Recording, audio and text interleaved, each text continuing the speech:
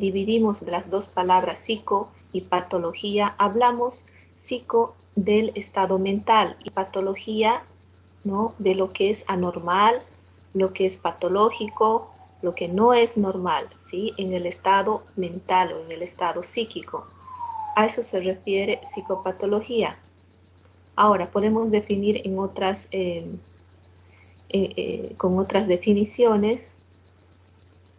Vamos a ir avanzando.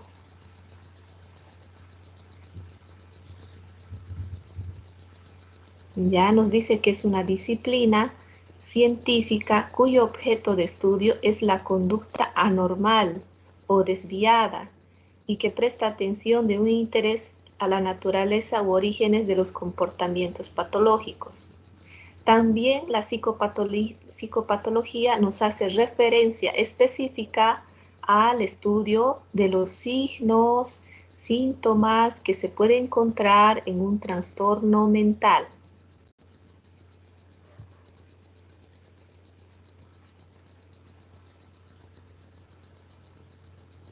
Bien, entonces la psicopatología también, aparte de estudiar todos los signos y síntomas de los trastornos mentales, también vamos a estudiar lo que son los trastornos de personalidad.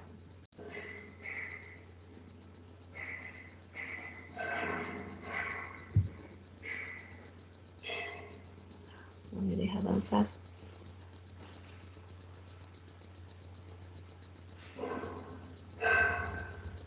Ya, entonces las funciones psíquicas cerebrales superiores son la sensopercepción, memoria, conciencia, lenguaje, orientación, atención, pensamiento, psicomotricidad. Son todas las funciones psíquicas superiores, ¿sí? Entonces, estas funciones psíquicas superiores pueden estar anormales, ¿no? Y el estudio de estas patologías lo hace la psicopatología.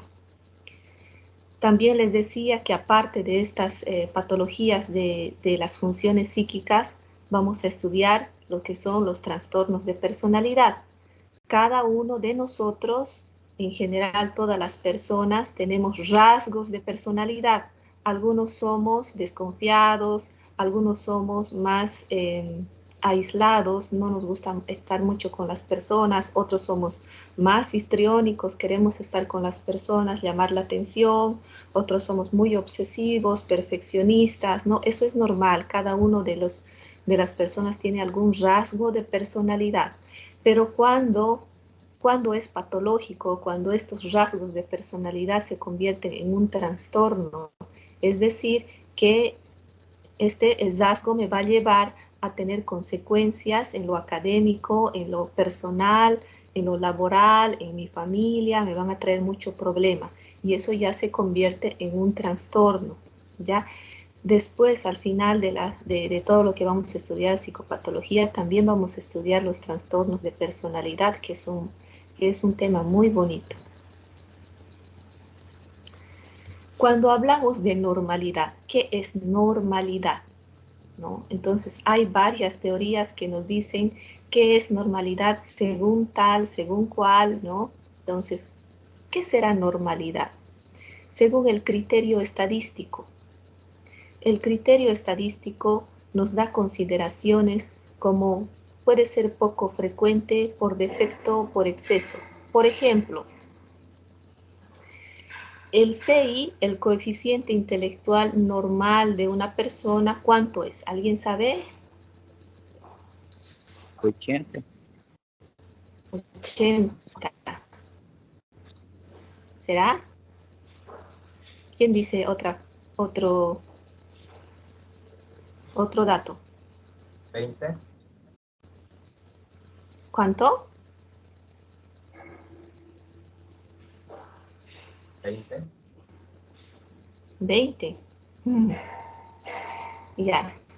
El coeficiente intelectual normal de las personas es de 90 a 100, ¿ya? Entonces, ese coeficiente intelectual normal tenemos la mayoría estadísticamente, ¿no?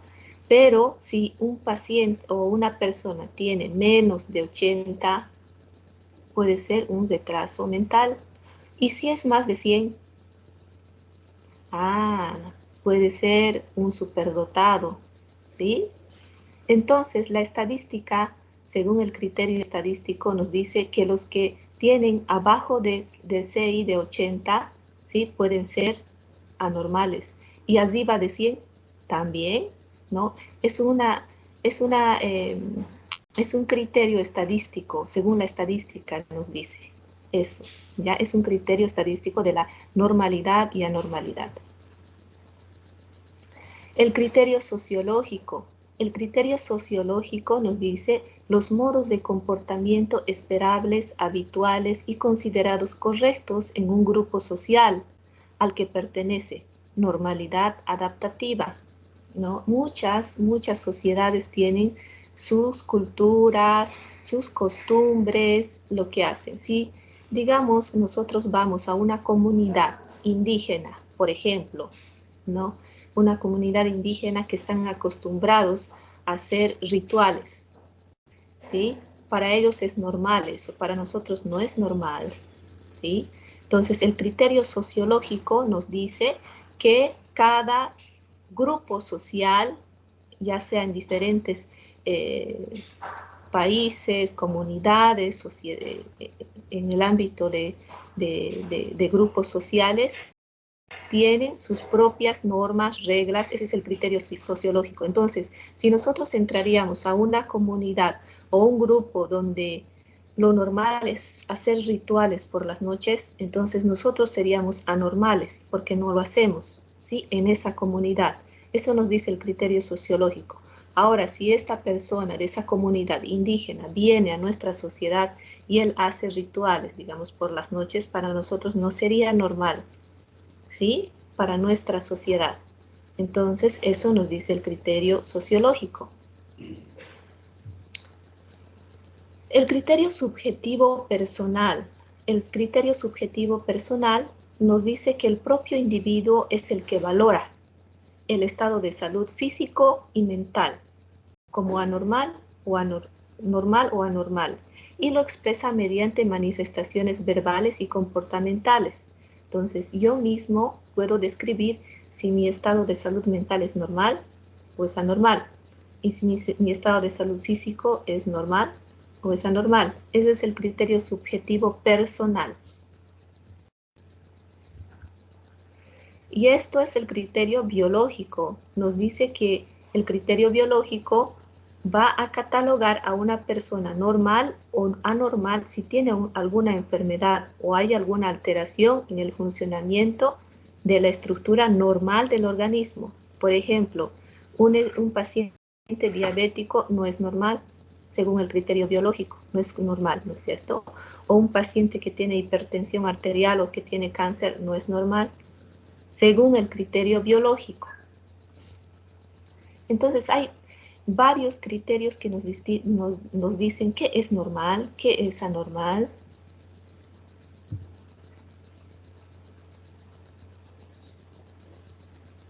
Vamos, sigamos.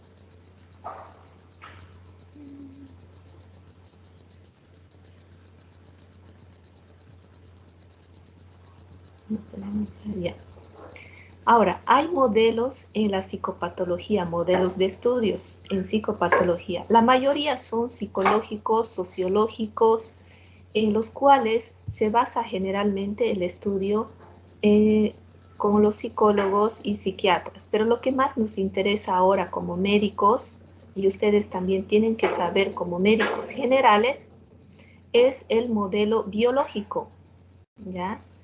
Entonces, el modelo biológico nos dice que un trastorno mental es una enfermedad exactamente igual que la física. ¿Por qué? Porque el trastorno mental tiene signos, tiene síntomas y es de etiología orgánica. ¿Por qué orgánica? Porque hay sustancias químicas llamadas neurotransmisores que tienen esa capacidad de alterar el funcionamiento normal del de la mente, ¿sí? Entonces, hay neurotransmisores que sí se han estudiado, como la serotonina, dopamina, el neurotransmisor gamma, ¿no? GABA, glutamato. Entonces, todos esos neurotransmisores pueden originar, cuando hay una alteración en el cerebro, pueden originar un trastorno mental y signos y síntomas, ¿no?, en el paciente. Eso nos dice el modelo biológico. Ahora, ¿qué es un signo? Un signo como un indicador objetivo, ¿no?, que se puede ver, que se puede valorar, que se puede registrar objetivamente, ¿no? Entonces, y se puede medir. Un signo, por ejemplo, en psicopatología vamos a ver una agitación psicomotriz. Cuando hay una agitación psicomotriz, el paciente está agresivo, el paciente está inquieto, está caminando de un lado para otro. Ah, entonces puede ser que tenga alguna alteración mental, o tiene ansiedad, o tiene una psicosis, o qué es lo que tiene, ¿no? Es un signo. En cambio, en la clínica, en medicina, en semiología, signos van a ver, por ejemplo, una equimosis que se puede ver, observar, o que se puede medir, una presión arterial que se puede medir con un estetoscopio, un tensiómetro, ¿no? Eso es un signo. Síntoma, un indicador subjetivo, no se puede observar. Por ejemplo, no se puede observar un mareo, no se puede observar un estado de ánimo, no se puede ver, no se puede valorar, pero sí el paciente lo manifiesta. O las actitudes no se puede ver, ¿no?, pero sí el paciente lo manifiesta. Síndrome es un conjunto de signos, de síntomas que aparecen en una forma de un cuadro clínico.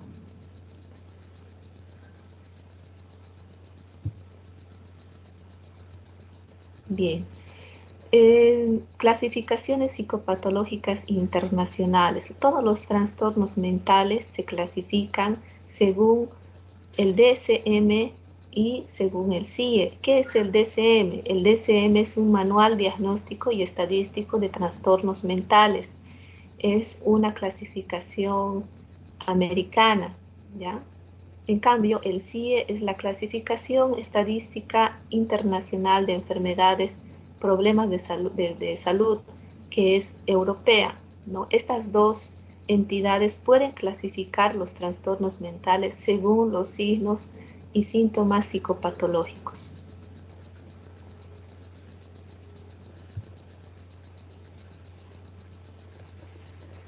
¿Cómo se diagnostica un trastorno mental? En medicina, en las diferentes especialidades, cardiología, cirugía, se pueden dar un solo diagnóstico. En cambio, en la psiquiatría se dan varios diagnósticos, ¿sí? Pero el principal está en el eje 1. Nosotros diagnosticamos con 5 ejes.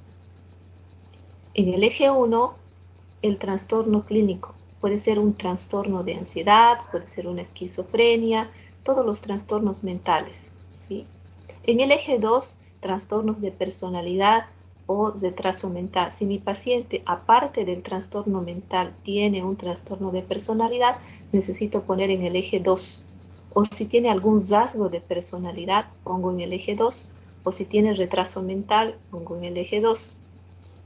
El eje 3 me clasifica todos los todas las enfermedades médicas clínicas, físicas. Es decir, si mi paciente tiene diabetes, si mi paciente tiene presión alta, hipertensión arterial, o si mi paciente tiene un CA, un cáncer, ¿no? Ahí en el eje 3 clasificamos.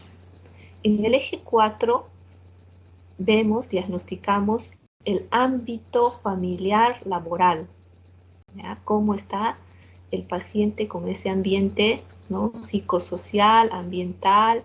El paciente tiene apoyo familiar, no tiene apoyo familiar, el paciente dejó de trabajar o dejó los estudios, ponemos en el eje 4. En el eje 5 evaluamos la actividad global del paciente. ¿Cómo puede él desenvolverse normalmente en la sociedad? ¿Puede desenvolverse o no puede desenvolverse? ¿En qué porcentaje puede desenvolverse en la sociedad o en su actividad global? Aquí nos vamos a dar una idea, por ejemplo, del eje 5. En el eje 5 se maneja con porcentajes, ¿sí? Viene desde el 100% hasta el 0. Entonces, por ejemplo, tenemos un 40%, 30, 20, 10%, ¿no? Por ejemplo, en el 10% de 0 a 10%, el paciente va a tener un intento suicida, va a ser una amenaza para otros, para la integridad física de otros y de él mismo. Este paciente se tiene que internar porque la actividad global no es adecuada en ese paciente, ¿ya? Y aquí, por ejemplo, tenemos un 100%. Bueno, este 100% puede ser utópico, ¿no? Para algunos, porque dice la actividad global es muy satisfactoria, ¿no? No tiene ningún síntoma, no tiene ningún signo, es más, le va todo el tiempo bien, es perfecto en todo. 100% puede ser, ¿no? Utópico. Cuando digo utópico quiero decir que casi es imposible, ¿no? Entonces, hay también de 90% de la actividad global, 71%, dependiendo cómo esté el paciente, cómo esté la actividad que realiza el paciente, en qué porcentaje, ¿no? Muy bien. Hasta aquí es una introducción a la psicopatología, todo lo que vamos a avanzar y todo lo que es la psicopatología. Aquí les estoy presentando la bibliografía de lo que vamos a avanzar. Ya les había mandado este link para descargar el texto de resumen de psicopatología. También vamos a usar el libro de introducción a la psicopatología de Iguilos, que está en la fotocopiadora Carla, si es que están aquí en Bolivia. Ya está ahí. Jasper también es otro libro para que ustedes vean, pero el examen generalmente lo voy a sacar de este resumen de psicopatología que está muy bien explicado en todo lo que es la psicopatología, ¿ya? Entonces, descárguenlo. Para los que están también en Brasil, pueden descargarlo por ese link. Ya les envié ahí en publicación.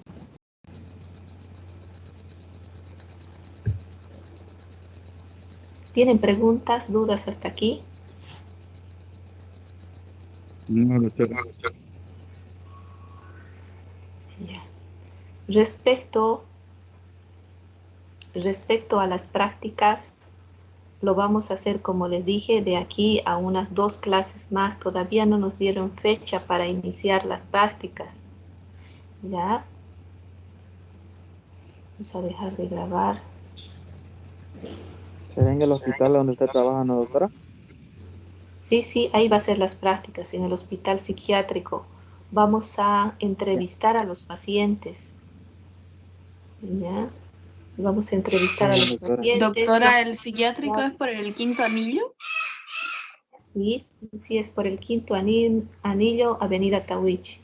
Yo en el grupo les voy a mandar la ubicación antes de las prácticas. Yo les mando la ubicación para que ustedes ya vayan directamente, ¿ya?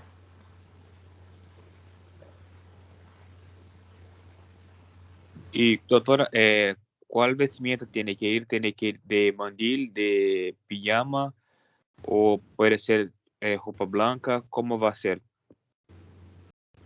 Pueden ir, siempre tienen que ir de blanco, ¿ya? Nada de pijamas ni nada, de blanco. Y siempre con sus medidas de bioseguridad. Gorro, barbijo y su alcohol en la mano. Pijama blanca, ¿está bien? Mandil, bata blanca. Ok, ok. Bueno, muy bien. ¿Tienen alguna otra pregunta?